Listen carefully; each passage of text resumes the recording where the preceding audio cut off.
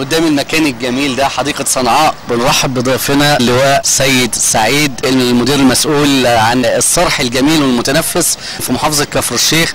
وطبعا لمسات سيادة اللواء سيد سعيد واضحة جدا على المكان وهنشوفه مع بعض. في البداية كده نرحب بسيادة اللواء. اهلا يا استاذ محمد، اهلا بيك وشرفت كفر الشيخ. اولا انا من اهالي محافظة كفر الشيخ من مدينة دسوق تحديدا يعني. ضابط سابق بالقوات المسلحة. تعينت رئيس مركز ومدينة الحسينية في الشرقية، قعدت 3 سنين وعملت في مدينة الحسينية في حوش الشرقية، وقابلت بناء حسنا وعملت مدينة من قرية كبيرة إلى مدينة كبيرة، والحمد لله كانت مسار إعجاب كل الناس يعني. وبعدين اتنقلت في الحركة اللي فاتت ديت، جيت هنا على محافظة كفر الشيخ بقرار ندب إلى ديوان عام المحافظة. طبعا كنت في منتهى السعاده ان انا بشتغل مع سياده اللواء احمد زكي عابدين، اللي هو مهندس احمد زكي عابدين، وده كومنداني سابقا في القوات المسلحه يعني. فالحقيقه انا عشان بحبه وبحب انه يكون معايا باستمرار ويوجهني دايما. طبعا، ومن رجال القوات المسلحه طبعا وكده. فكلفني بمكان معين في كفر الشيخ، وقال لي بالحرف الواحد انا عندي مكان هو كان جميل وبعدين يعني بقى حطام، وعايزك ترفع لي كفاءته وتخليهولي يعني ينور زي ما عهدوا بيا دايما يعني، وثقته فيا يعني، ودي ثقته في محلها يعني. انا خدت الامر من عنده في مكتب حضرته يعني، مكتب معاليه، وحتى كان قاعد في المكتب الاستاذ سعيد هميس رئيس مجلس محلي الشعبي لمحافظه كفر الشيخ. فبقول له يا فندم انا طبعا انا ممكن ارجع محافظه الشرقيه تاني. فقال لا، محافظتك اولى بيك. ودي كانت كلمه كده يعني خلتني انا بقى يعني عظمت وانا واقف انتباه، وقلت له اوامر يا فندم، اوامر سعادتك تنفذ فورا يعني. جيت على المكان ده لقيته فعلا حطام، ولقيته يعني ما ينفعش، عفوا في الكلمه يعني ولا الخرابه حاجه يعني. ايه مدى الصلاحيه اللي اداها؟ اداني كل الامكانيات. احنا في القوات المسلحه اتعلمنا ان احنا يعني بالبق كده. تمام. خلاص الكلمه امر. بس هو فعلا سياده اللواء احمد زكي عابدين محافظ كفر الشيخ بعيد النظر وما شاء الله عليه يعني، فعلا حط الراجل مناسب في المكان المناسب. لا، كومندان وادارجي وظابط فاهم وظابط مهندس انجينير يعني وتتقلد مناصب عديده في القوات المسلحه. ودي يعني مش عايز اقول لحضرتك يعني هو بس ياخد وقت، في خلال 6 شهور هتتفرج على كفر الشيخ دي فعلا هتضاهي احسن محافظه موجوده في الجمهوريه. صراحه هو لمساته، احنا سعداء جدا كابناء المحافظه، سعداء جدا بان اللواء احمد زكي عابدين هو قائد كفر الشيخ. فعلا لمساته في كل مكان في كفر الشيخ. هو اولا مداخل زي ما انت شايف، تجميل، اناره، رصف طرق، كهرباء، شغل مهندسين، تربيه وتعليم، مدارس، مستشفيات، مصالح حكوميه، كل شيء والله. كل شيء. لما انا شفت الثوره الجماليه دي في كفر الشيخ، فانا دخلت طبعا اشتغلت علشان خاطر يعني ابقى احط اهو طوبه برضه في الجدار اللي بيبنيه في الصرح الكبير اللي بيبنيه سياده اللواء احمد زكي عابدين. فبدات اشتغل وبدات من حيث يعني انتهى الاخرين زي ما بيقولوا. مسك قبلها مديرين كتير جدا طبعا يعني، فيهم اللي اشتغل وفيهم اللي ما اشتغلش. بس انا لقيت ان الحديقه قماشه وممكن تعاد تفصيلها تاني يعني. بدات بقى اشتغلت من اول يعني مش عايز اقول لك من اول الكرسي اللي موجود حتى البوابه. واضح يا سياده اللواء انك انت حابب هذا المجال. الحمد لله، انا بحب الشغل يعني طبعا جدا، لان احنا في القوات المسلحه علمونا كده، نحب وحدتنا ونشتغل يعني. طياره بتنزلك بباراشوت. طب عايزين نعرف ايه مزايا المكان؟ مزايا المكان احنا هنشوفه مع بعض كده والسلام. بنتحرك دلوقتي، ممكن تبص سيادتك الاول مبدئيا تشوف اليافطه اللي يا ريت كده معانا اهوت نشوف بالليل، بتصميم برضو مني شخصيا يعني. زي ما انت شايف هي حديقه عامه، فندق، قاعه افراح، قاعه مؤتمرات، حديقه حيوان، مطعم وكافيتيريا، ملاهي اطفال، بحيره صناعيه. تاسست سنه 81 تقريبا يعني.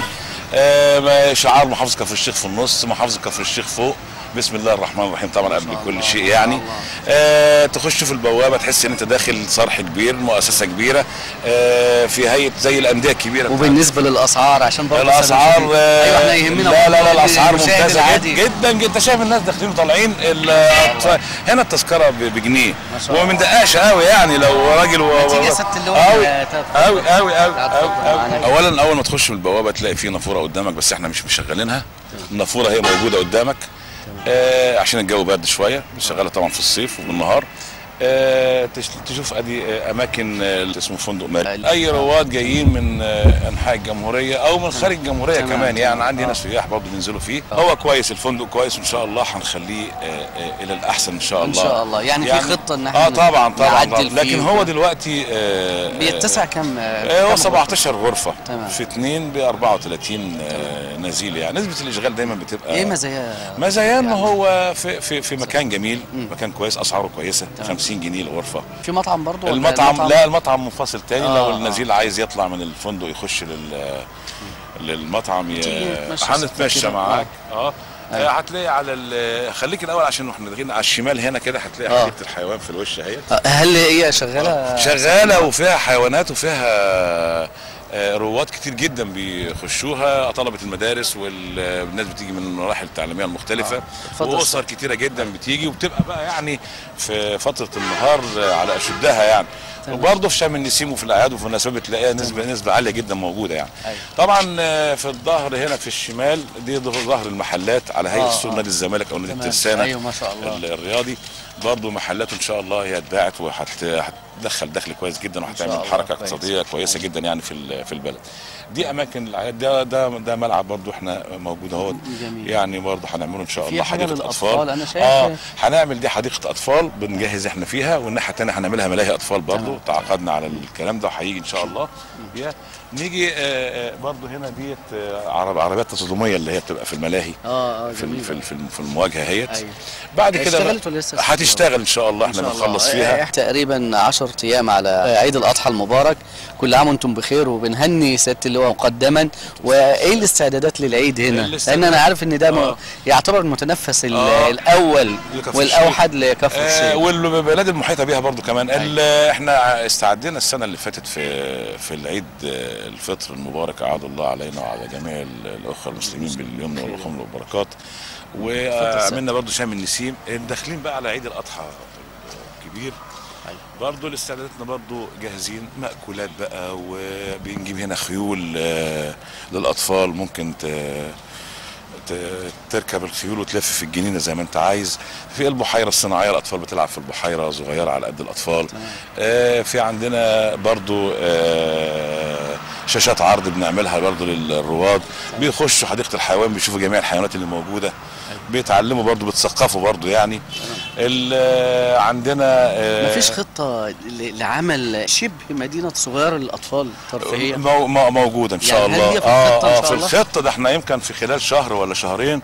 بس انت عارف بقى مثلا من الراجل اللي هو بينفذ لنا الكلام ده اجراءات بس روتينيه يعني، هنخلصها ورقيه وان شااء الله في خلال شهر هيكون مدينه الملاهي. نقدر ناخد يعني فكره عنها ست هي العاب بقى من انت بتشوفها في الملاهي اللي هي العجل الدوار الكبير والمراجيح بقى والبيت جحا الحاجات اللي انت عارفها اللي بتشوفها في المنادي في النوادي والملاهي يعني. عندك هنا برضو احنا الحاجات اللي حضرتك شايفها دي كلها بالجهود الذاتيه يعني. دي كلها كانت كلها كسر واحنا نظفناها ووضبناها اكتر من يجي. هو واضح صراحه لان انا من رواد المكان ولكن كل يوم بشوف فيه جديد الحمد لله. وده يحسب لسياده اللواء سيد سعيد الحمد لله اللي هو شعله نشاط الله صراحه. يخليك الحمد لله. طيب احنا عارفين ان سيادتك رياضي يعني. حازم فضل الاول بمناسبه طبعا احنا منتظرين ان شاء الله غدا مباراة منتخب مصر ومنتخب الجزائر، وطبعا تمنياتنا لمنتخبنا العزيز جدا والمصرنا الحبيبة بالصعود لنهائيات كأس العالم 2010 في جنوب افريقيا. ايه استعدادات المتنفس؟ هل في حاجة انتوا عاملينها؟ طبعا إيه احنا هي؟ عاملين شاشة عرض كبيرة للرواد. اتفرج على الماتش ان شاء الله بكرة الاربع، وبالتوفيق يا رب يا رب. توقعات سيادتك ايه؟ ان شاء الله هنكسب بامر الله، هنكسب هنكسب بفرق مستريحين جدا كمان، لان فرقتنا احسن بكتير. انت شايف سيادتك ان مباراة الغد ان شاء الله اللي هي المباراة الفاصلة هل هي يعني اسهل ام اصعب من المباراة السابقة؟ هي سهلة وصعبة. لو احنا حطينا في دماغنا ان هي صعبة هتبقى هنصعبها على نفسنا. تمام. انما هي تعتبرها زي اي مباراة في التصفيات اللي احنا عملناها في التصفيات المؤهلة. هنكسب ان شاء الله، واحنا نجومنا كويسين توقعاتك النتيجة ايه؟ النتيجة بامر الله، بامرك يا رب 3-0. ما شاء الله. 3-0 امر الله، ان شاء الله في نصر. مين اللي تتوقعه يهدف سيادتك؟ ان شاء الله بامر الله هو طبعا عمرو زكي، وزدان هيهدف المرة دي. ان شاء الله هيهدف بامر الله. وبركات احتمال يجيب جون برضه، يعوض الجون اللي هو ضيعه في اخر ثانيه يعني من المباراه، كان ريحنا كلنا يعني. ان شاء الله بامر الله. ما زلنا مع سياده اللواء سيد سعيد المسؤول الاول عن المكان الجميل والمتنزه الجميل في حديقه صنعاء بكفر الشيخ. في قاعات افراح هنا، في قاعات افراح سياده اللواء هنا هيت، عندنا قاعتين افراح دول شغالين كويس جدا. تمام. وكانوا مهملين جدا واحنا الحمد لله طورناهم يعني، وبنعمل قاعه جديده تاني في الدور الثاني هيت. تمام. خلص فيها فوق الكافيتيريا. فوق الكافيتيريا اسمها انا سميتها قاعه كريستال، لان انا عاملها كلها بالنجف الكريستال، فسميتها قاعه كريستال، وان شاء الله هتفتتح قريبا يعني. ساعتها كم كرسي؟ ساعه يعني 400 كرسي 500 كرسي. جميل قوي. بامر الله. وعاملين في مكان منفصل تاني للعريس والعروسه لما يخشوا بقى تتزوق العروسه، تتمكيج، ما شاء الله، تقعد لها شويه امال ايه، وهتقعد على كراسي فوتيه محترمه وحمامات محترمه ومكان للكوافير تتمكيج فيه، تطلع جاهزه على طول على القاعه على طول يعني.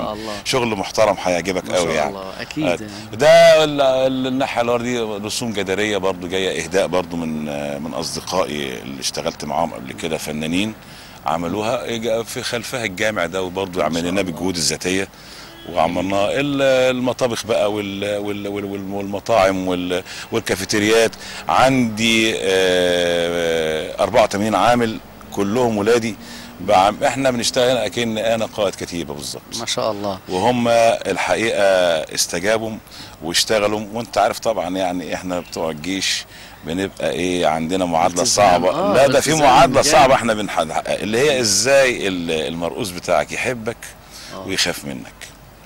فدي صعبه شويه يعني. فالنهارده فعلا بيهابوك لكن بيحبوك. وانت محبوب يا الحمد لله الحمد لله الحمد لله. عايزين ناخد فكره عن المطعم وايه المأكولات. المطعم جميع انواع المأكولات اللي تخطر لك على بال موجوده. احنا عندنا شيفات محترمه، جرسونات محترمين جدا، جميع المأكولات اللي تخطر لك على بال، اي اكل ايا كان، واسعارها كويسه جدا وممتازه في اي توقيت، فطار غدا عشاء في اي توقيت.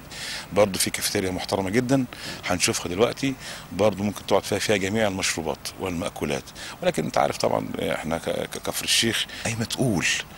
فيعني المشاريع الحمد لله صراحه يعني وابشرك بالخير بامر الله. كفر الشيخ في خلال سنه هتضاهي، هتبقى احلى من الغربيه والدقهليه، وانا بفكر نتمنى ذلك وعندنا الامل في كده ان شاء الله، لانها يعني محافظه الامل والمستقبل. ان شاء الله، يعني ما شاء الله ان شاء الله ان شاء الله ان شاء الله بامر الله هتشوف كفر الشيخ. بس انا بوجه كلمه يعني للناس، تعالوا زوروها في اي وقت، تعالوا خشوا. في اعتقاد عند بعض الناس ان لما المكان ده نضف بالشكل الجميل ده اكيد الاسعار ارتفعت والناس خافت. احنا عايزين نطمن الناس. اول حاجه معالي المحافظ قال لي عليها، قال لي اوعى تزود تذكره الدخول واوعى تزود الاسعار. الحقيقه قال لي انا عايز الناس دي، هو ساعات بيعدي بالليل يقول انا عايز اشوف الناس وعايز اشوف ازدحام، لان هي متنفس للفئات المتوسطه.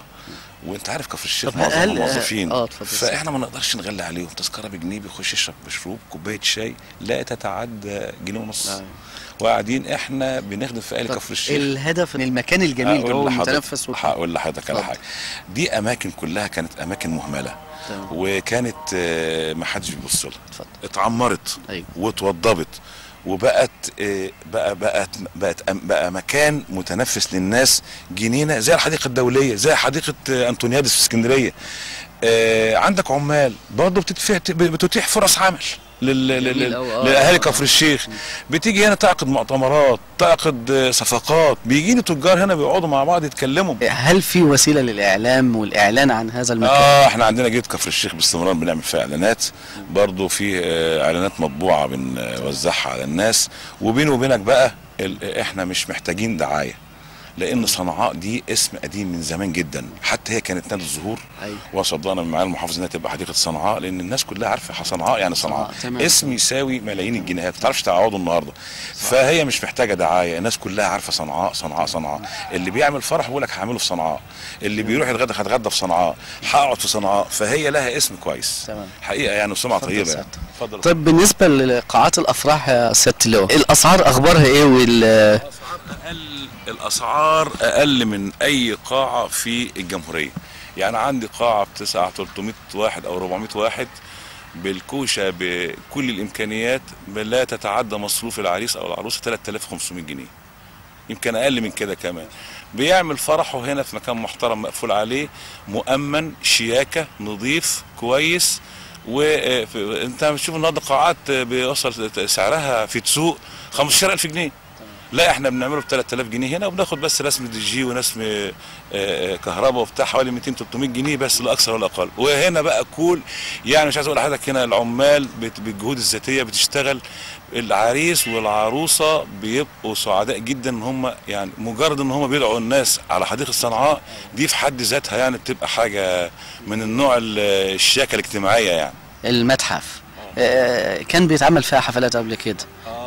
هقول لحضرتك، هو احنا مش بنعمل حفلات في المتحف. هو المتحف ده كان تبع هيئه الاثار، وهم بنوه هنا، استقطبوا مكان في هذا في صنعاء. وبعدين جاء تقريبا على ما سمعت ان توقف العمل فيه نتيجه بقى هروب المقاول، ما اعرفش ايه اللي حصل يعني. فالمكان ده كان ممكن لو اتساب كان هيبقى يعني بقى هيتبهدل، وهتسكنه بقى الاشباح. فاحنا نظفناه ونظفناه كويس جدا، واستغلناه في المكان ده، حافظنا عليه، مش استغلناه، احنا حافظنا عليه. فاحيانا عمرناه. احيانا واحد بيحب يعمل حفله ولا بيعمل حاجه، ما فيش مشكله وبياخد المكان، لكن احنا مش استغلناه عشان ناخد منه داخل لا سمح الله او كده، لا احنا حافظنا عليه. لان احنا لو سيبناه يعني مش اولا انا لما جيت هنا قعدت اعمل حوالي جناين وكان في طبعا اجهزه كهربائيه وتكييفات وجدران ورخام. انا جيت لقيت الرخام بيتسرق، الحاجات دي كلها بتتسرق. امال ايه؟ فحافظنا على هذا المكان، وان شاء الله هم سياده اللواء احمد الدين اصدر توجيهات وتعليمات، وان شاء الله هيبدا العمل في اول السنه الجديده ديت فيه، وهيكتمل وهيبقى متحف ان شاء الله فرعوني كويس، وهتنبسط جدا من هيبقى في قطع اثريه يعني. طبعا، لان كفر الشيخ اصلها يعني عايمه على بحر من الاثار زي ما بيقولوا. وبعدين ده احنا عندنا تل الفراعين وعندنا قبطه، وعندنا كميات اثار جامده جدا في كفر الشيخ ما تقلش ابدا عن الاقصر، مخزن تحت الارض حضرتك يعني. بما انك بتحب المجال ده سياده اللواء، اتفضل معايا سيادتك. وبتحب انت بتحب الديكور وتحب الجمال. تمام. اصل انا كمان جاي من انا كنت رئيس مدينه الحسينيه. تمام. في مدينه الحسينيه في حته اسمها صان الحجر. صان الحجر دي عاصمه مصر الفرعونيه. تمام. على 500 فدان. تمام. تنقيب موجودين. فانا عندي خلفيه عن هذا المكان. وبعدين انا طول عمري في القوات المسلحه، يعني زي ما قلت لحضرتك كده، احنا الضباط طياره بتنزلنا بباراشوت في الصحراء. تمام. وعمر اشتغل بالجهود الذاتيه، استغلال كل الطاقات المتاحه. تمام. فاحنا بقى بنعمل بكل الطاقات اللي عندنا. فاحنا بنستغل اول، نشوف طاقتنا الاول عندنا ايه اللي تسمح بها وبعد كده نشوف بقى. عشان احنا ما بنحبش نصرف كتير في الفاضي. احنا بنستغل كل حاجه نعملها. كل امكانيه موجوده. ساعتك لو شفت البلاط ده ملموم من الارض، من الشوارع، عملنا بيه شكل جميل حوالين الشجر بعد ما كان هيهمل وهيترمي. احنا مساله استغلال الطاقات المتاحه دي اول درس بنتعلموه في القوات المسلحه. عيش وشوف التعايش بقى، عيش مع نفسك، شوف انت عندك ايه. زي ما شايف الكراسي دي كانت مهمله هتتباع خرده. تمام. عملناها ورميناها ووضبناها. انت بتتمناه تعمله؟ اللي انا بتمناه هنا ان يتحافظ على المكان ده بس. تمام. مش طبعا كمان لله.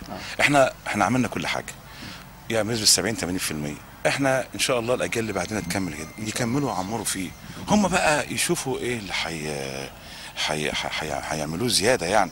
لكن اتمنى المحافظه عليه بس. حافظ على المكان ده، عشان ده بقولها للعمال اللي عندي، بقولها لاهالي كفر الشيخ. المكان ده كمان ممكن ابنك او بنتك تشتغل فيه. تمام.